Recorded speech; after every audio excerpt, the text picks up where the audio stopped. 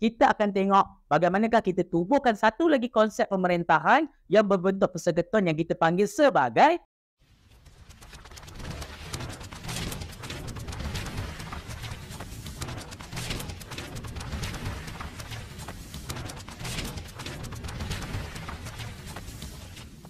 Hai, Assalamualaikum. Anda bersama dengan saya lagi, Sir History, Let History Teach You History. Jadi untuk video kali ini, kita berada pada bab yang keempat tingkatan 5, sistem persekutuan. Dan fokus untuk video kali ini adalah kita nak tengok tentang latar belakang ataupun perkembangan sistem persekutuan yang pernah ada dalam negara kita. Okey, so kita tahu dalam video yang sebelum ini tentang apakah maksud persekutuan atau sistem persekutuan. Jadi siapa yang belum lagi tengok video berkaitan dengan maksud dan elemen-elemen penting yang perlu ada dalam sesebuah negara persekutuan, boleh check out video bahagian yang sebelumnya berkaitan dengan maksud sistem persekutuan. Alright. Jadi untuk video kali ini, kita akan belajar pula tentang bagaimanakah evolusi ataupun perubahan sistem persekutuan yang pernah ada dalam negara kita. Alright. Jadi, secara keseluruhannya, kita dah berlaku beberapa kali perubahan sistem persekutuan kita yang menyebabkan berlaku juga perubahan sistem pemerintahan sehinggalah adanya pemerintahan negara kita pada hari ini. Alright. Jadi, ini adalah video bahagian yang pertama tentang perkembangan sistem persekutuan dalam negara kita. Ada 6 perubahan yang pernah berlaku. Dan di bahagian pertama, kita akan belajar 3 perubahan. Video yang akan datang kita akan belajar lagi 3 perubahan. Alright. So kita tengok yang pertama dahulu. Bilakah kali pertama negara kita menggunakan konsep negara persekutuan? Alright. Jadi konsep pertama ataupun waktu pertama kita menggunakan sistem persekutuan adalah pada tahun 1896. Yang mana ini adalah pada kali pertama ataupun di awal-awal penjajahan British. British lah yang membawa konsep sistem persekutuan itu dalam negara kita. Alright. Jadi, apakah nama konsep ataupun negara ataupun wilayah persekutuan yang paling awal di dalam negara kita? Ianya digelar sebagai Persekutuan Persekutuan 1896 ataupun dalam nama lainnya kita gelar sebagai Negeri Melayu Bersekutu.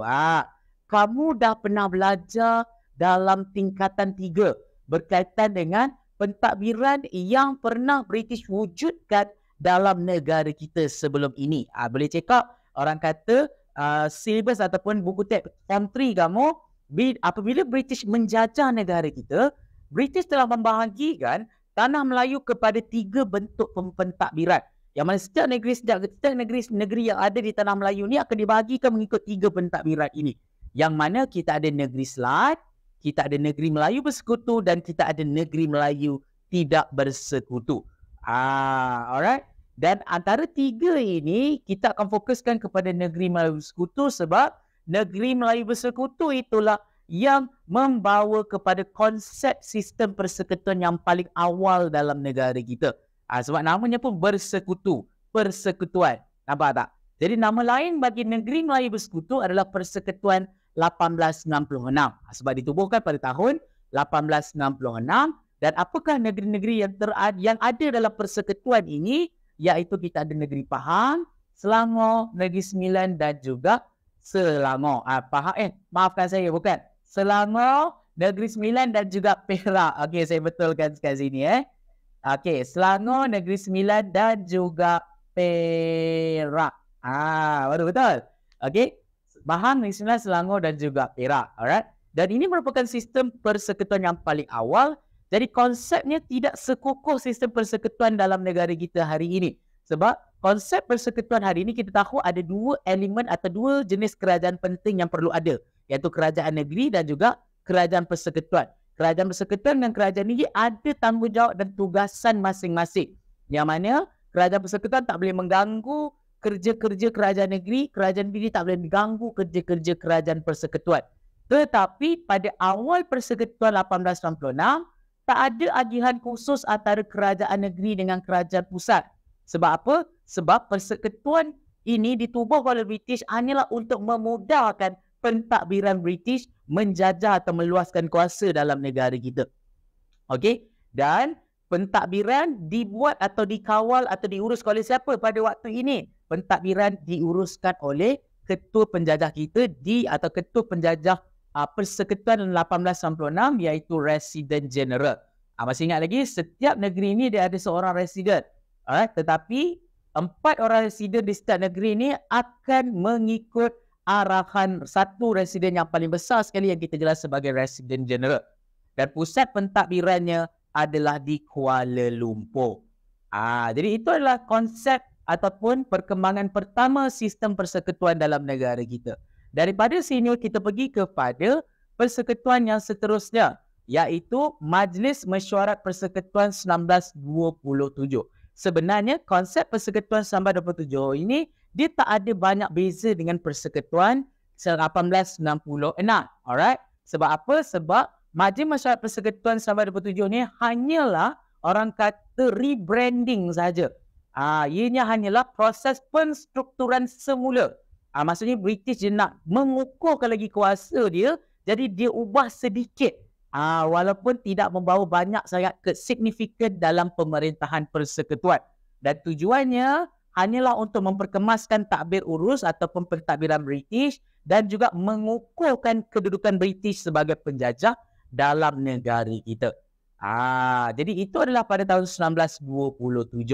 Selepas itu bergerak kepada perkembangan yang ketiga. Ini barulah memberikan sedikit perubahan dari segi konsep pemerintahan dalam negara kita. Alright? Yang mana pada tahun 1946 British telah mewujudkan Kesatuan Malaya ataupun kamu dah belajar dalam tingkatan 4 iaitu Malayan Union. Malayan Union merupakan satu konsep pemerintahan yang dibawa oleh British selepas Jepun keluar dari negara kita. Alright, dan British masuk buat kali yang kedua.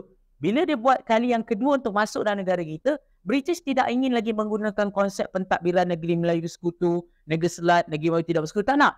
British tak nak semua tu. British nak gabungkan semua, jadikan satu pentadbiran yang dikenali sebagai Malayan Union ataupun Kesatuan Malaya.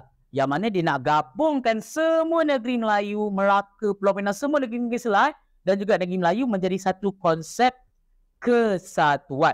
Alright? Dan pentadbirannya akan dikuasai oleh satu kerajaan pusat yang kuat yang diketuai oleh Gubernur British. Ketuanya adalah seorang Gubernur. Maksudnya konsep kerajaan negeri dengan kerajaan persekutuan itu masih ada. Cuma dalam konsep kesatuan ini, walaupun kerajaan negeri ada, kerajaan pusat kuasanya lebih tinggi daripada kerajaan negeri. Berbeza dengan konsep persekutuan yang kita guna pakai pada hari ini. Kalau konsep persekutuan yang kita pakai pada hari ini, kuasa kerajaan negeri dengan kerajaan persekutuan itu adalah sama. Alright? Tapi Malayan Union, konsep kerajaan persekutuan itu lebih tinggi daripada konsep kerajaan negeri. Tapi konsep persekutuan ini telah orang kata tempoh pemerintahannya tidak lama, hanya selama 2 tahun sahaja, iaitu pada tahun 1946 sampailah tahun 1948. Tempohnya singkat dan kesatuan ini dianggap sebagai satu kesatuan yang gagal. Alright? Kenapa? Sebab mendapat penentangan daripada raja dan juga orang Melayu.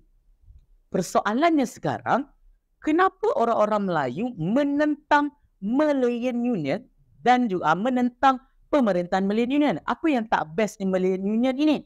Dan bila orang-orang Melayu dah menentang Malayan Union, apakah konsep pemerintahan selepas itu? Apakah yang kita gantikan daripada kita tak nak Malayan Union, kita gantikan dengan pemerintahan yang macam mana? Selepas konsep Malayan Union, kita akan tengok bagaimanakah kita tubuhkan satu lagi konsep pemerintahan yang berbentuk persekutuan yang kita panggil sebagai Persekutuan Tanah Melayu 1948 yang kita akan belajar dalam bahagian yang kedua nanti.